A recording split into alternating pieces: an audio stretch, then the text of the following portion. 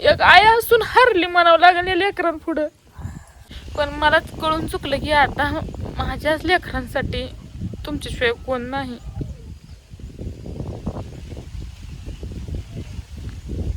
जेव्हा वाईट वेळ येते ना तेव्हा खरं कोण कुणाचं नसतंय. चांगली वेळ असते तेव्हा मग सगळी असते ती. पण ज्या वेळेस आपलं खरं कोणाची तर गरज असते, जी आपली असते ती आपल्याला धड सांगाय पण येत नसते, ती आपल्या संग धड बोलत सुद्धा नसते. ती काय करायचं असलं. बापाला मी सांगितलं धाराला यायचं नाही, तुमच्यामुळे जास्त भांडणं लागते. आईला म्हणलं तू येऊ नको. तिकडं आईच्या पोटात आग पडते, आई विचार करते माझ्या लेकराच्या महाग असं का म्हणते, काय मी पाप केलं. तू नाही काय काय पाप केलं. मला तर वाटतंय माझ्याकडं काय अशी चुकी झाली. मी एवढंच खरं मी हारली काय. माझी जरी चूक नसली तरी मी म्हणते माझी चूक आहे, मला माफ करा. पण या मी कन्नड सांगत होतो तुला गवस म्हणून. चुकलं माझं, तुम्ही घरी या. वय ती झालं ना. लेकरं पाकरावनी वाट बघते ती. लेकरं नुसती हळहळायला लागली ती. तुम्ही कुठं आहे कुठं नाही त्यांना नीट फोन करून ती करते, त्यांना उचला, त्यांच्या संग बोला. लेकरं धरपडते ती. लेकरं अन्न पाणी सुद्धा खायना ती टायमिंगला. तुम्ही जरा विचार करा, तुम्ही काय करताय, बरोबर करताय का चुकीचं करताय ती तरी विचार करा.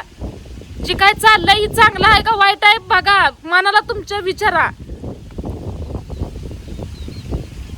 चुकलं माझं, या घरी.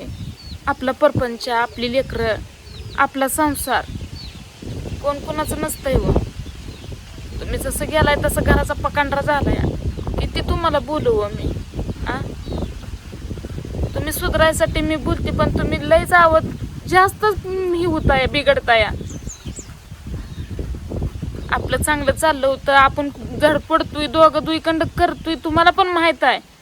मग का व आपल्या घरात असा धिंगाणा सांगा बरं. कुणाकडे बघायचं आपल्या लेकरांनी. आपल्या लेकराला आपल्याशिवाय कोण आहे. जसं तुम्ही गेलाय तसं लेकरांनी काय म्हणते ते नाही तसं झालं. लेकरांच्या चेहऱ्यावर हसून आहे, कसलं सुद्धा हसून आहे. हसत खेळत उड्या हाणणारी लेकरं आपली. पण आता बाप हिकंड येतोय का, आता बाप तिकंड येतोय अशी वाट बघत बसते ती. या माझ्यावर राग आहे तुमचा, मला काय बोलायचं ती बोला, काय म्हणायचं ती म्हणा. पण लेकरांवर रागाला जाऊन लेकरांपासून लांब जाऊ नका. तुम्हाला मला बोलायचं आहे ना, भांडायचं आहे, घरी या. पण असं घरापासून लांब राहून शुना स्वतःला पण त्रास करून घेऊ नका आणि आम्हाला पण त्रास देऊ नका. आम्ही तुमच्याशिवाय नाही व जगू शकत. आमच्या जगण्याचं कारण म्हणजे तुम्ही आहे. तुम्ही आहे तर आम्ही तिघं आहे. मी तुम्हाला खरं हात जोडते, पण तुम्ही घरी या आता. मला वाटत होतं मी बोलल्यावर जरा तर थोडं तरी तुम्ही सुधार चाला, पण ती मी बोललेलं तुम्हाला राग येत होता, तुम्ही जास्त भडकत होता. घरी या म्हणते मी तुम्हाला. हवं कसल्या शब्दात सांगू तुम्हाला घरी या म्हणून शिना.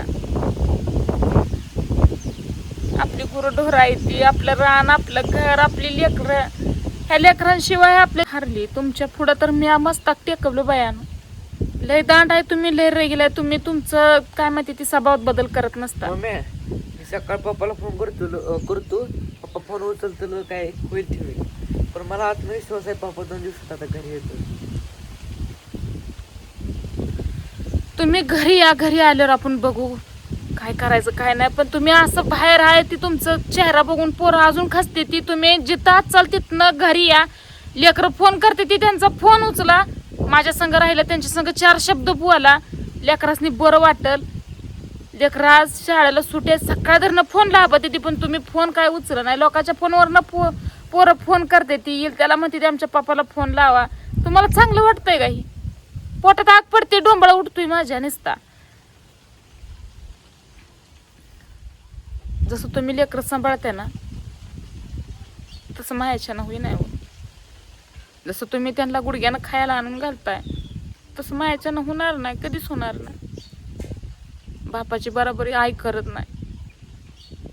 तुम्ही जेवढं लेकरासनी आणत होता, जेवढं लेकरं हसून खेळून राहत होती, तुम्ही जसं गेलाय तसं त्यांच्या चेहऱ्यावर आनंद म्हणून नाही.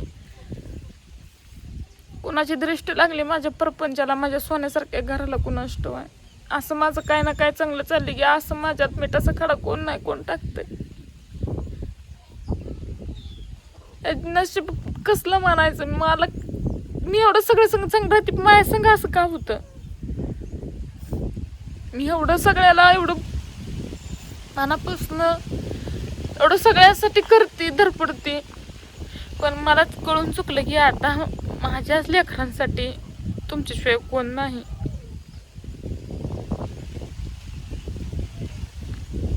जेव्हा वाईट वेळ येते ना तेव्हा खरं कोण कुणाचं नसतंय. चांगली वेळ असते तेव्हा मग सगळी असते ती, पण ज्या वेळेस आपलं खरं कोणाची तर गरज असते, जी आपली असते ती आपल्याला धड सांगाय पण येत नसते, ती आपल्या संग धड बोलत सुद्धा नसते. ती काय करायचं असलं. पप्पाला मी सांगितलं घराला यायचं नाही, तुमच्यामुळे जास्त भांडणं लागते. आईला म्हणलं तू येऊ नको, तिकडं आईच्या पोटात आग पडते, आई विचार करते माझ्या लेकराच्या महाग असं का म्हणते, काय मी पाप केलं. तू नाही काय काय पाप केलं. मला तर वाटतंय माझ्याकडं काय अशी चुकी झाली. मी एवढं सगळं म्हणजे जेवढं मला होईल एवढं मी सगळं करते, कुठं काय सुद्धा चुकू देत नाही. तरी सुद्धा या अशा अडचणी आयुष्यात येते त्या. बरेच जण म्हणते ती ताई दृष्टी लागली असेल, तुम्ही पण ग बसा, तुम्ही सरतापण किती सरतापणा घेऊ.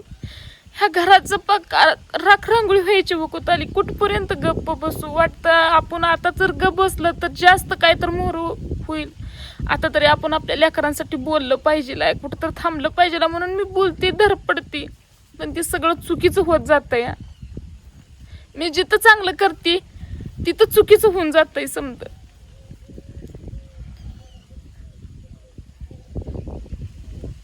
अहो तुम्ही जे काय लेकरासनी आणत होता भलं तुम्ही काय पण आणू द्या,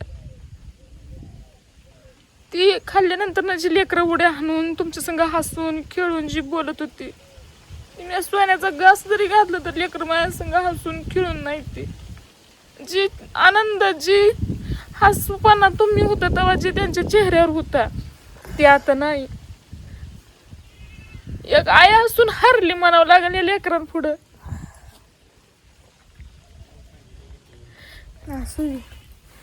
दादा तर माझं बोलणं नाही बा, सकाळ धर ना गप गप आहे, उग एकटं बसताय. मी बोलले तर म्हणते मम्मी मला काय बोलू नको, तू गप बस. जास्त पोटात आग पडते, वाटतं काय माझ्याकडं चुकलं का काय कुणास ठाऊक. लय वाईट वाटतंय, अक्षरशः इतकं बेकार वाटायला लागलंय मला. नाद्या बोल यार काय तर.